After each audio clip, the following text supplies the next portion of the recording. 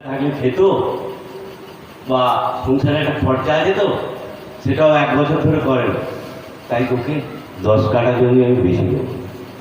তাকে নিয়ে চললে ইষ্ট ছেড়ে চলতে গেলে চলতে তুমি পারবে না, পথের বাঁকে পথ হারাবে, যাওয়া তোমার হবে না। সারা পৃথিবী আজ নিউরোসিস রোগে ভুগবে প্রত্যেকে, ডিপ্রেশন, ফার্স্টেশন, মেলাঙ্কলি এই জাতীয় মানুষের। এই সেদিনে গম্ভীর বাজারের দোকানে গেছি, আমার সঙ্গে ট্রেনে অফিস যেত, বললো যে ভীষণ ফার্স্টেশনে ভুগি, কী করবো জানি না, আর সামনে পাড়া মন্দির আছে কিন্তু ওখানে যাই।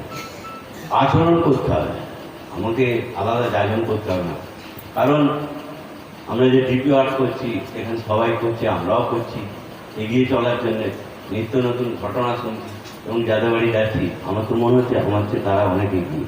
চলতে হবে, না চললে কিন্তু কিছু হবে না। জয় গুরু।